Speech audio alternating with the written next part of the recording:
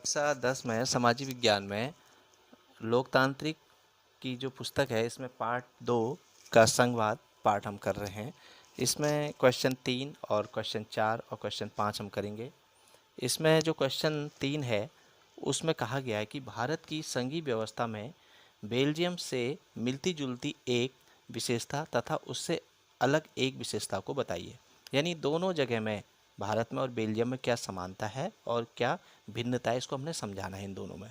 तो देखिए, समानता में अगर देखें तो यहाँ पे दोनों जगह राज्य सरकार, केंद्र सरकार शासन व्यवस्था है दोनों जगह में। जैसे हमारे पूरा भारत में जो राज्य हैं, जैसे उत्तराखंड हमारा राज्य है या उत्तर प्रदेश, तो ये अपने में ही राज्य सरकार भी है इनमें, और ऐसी पूरे भारत में एक केंद्र सरकार भी है। तो ऐसी दोनों जगह में बेल्जियम में भी पाया जाता है। ऐसा ही सिस्टम, ऐसा ही वहाँ भी है, और भारत में दोनों में ही समानता पाई जाती है। और दोनों जगह में लिखित संविधान भी है, अपने देश का संविधान भी उनका है दोनों जगह। अच्छा, भिन्नता देखें। भिन्नता क्या है कि अभी हमारा इस साल जो है 2019 तक जम्मू कश्मीर में जो राज्य का जो शक्तियाँ थी वो अन्य राज्यों से अलग थी। जो इस बार इसको हल कर दिया गया, अब ये सब राज्य एक समान हो गए हैं। तो ये बेल्जियम में नहीं थी, बेल्जियम में ऐसी स्थिति नहीं थी। तो इसको हम उत्तर में कैसे लिखेंगे? इसमें देखिए, समानता हेडिंग डालेंगे, भिन्नता हेडिंग डालेंगे। समानता में लिखेंगे दोनों जगह राज्य सरकार व केंद्र सरकार शासन व्यवस्था है तथा लिखित संविधान भी है दोनों जगह। भिन्नता में 2019 तक भारत के जम्मू कश्मीर राज्य को अन्य राज्य से अधिक शक्तियाँ थी, जबकि बेल्जियम में सभी राज्यों में स्थिति समान है। अब भारत में भी स्थिति समान है।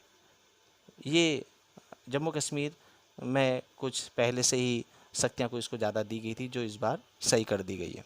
अच्छा, अगला क्वेश्चन है, चौथा क्वेश्चन है, शासन के संघीय तथा एकात्मक स्वरूप में क्या क्या प्रमुख अंतर है, इसे उदाहरण के माध्यम से स्पष्ट कीजिए।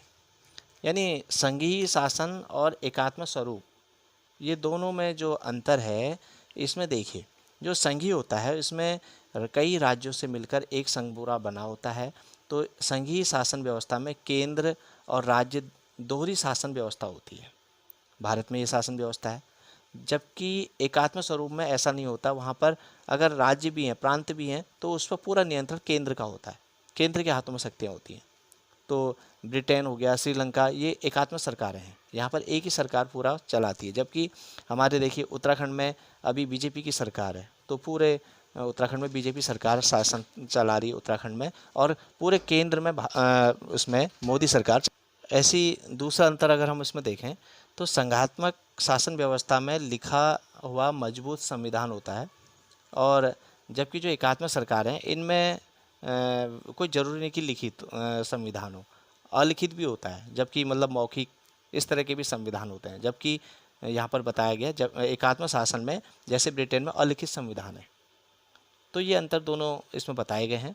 अगला देखिए, पांचवा क्वेश्चन है, इसमें 1992 के संविधान के पहले तथा बाद के स्थानीय शासन के दो महत्वपूर्ण अंतरों को बताइए। तो इसमें स्थानीय शासन के बारे में बताना है। तो इसमें पहले ये था कि 1992 से पूर्व महिलाओं के लिए स्थानीय शासन में कोई आरक्षण नहीं था, लेकिन अब उनके लिए 1/3 स्थान आरक्षित कर दिया गया है। अब इन निकायों में महिलाओं के लिए 1/3 यानी 1/3 स्थानों को आरक्षित कर दिया गया है।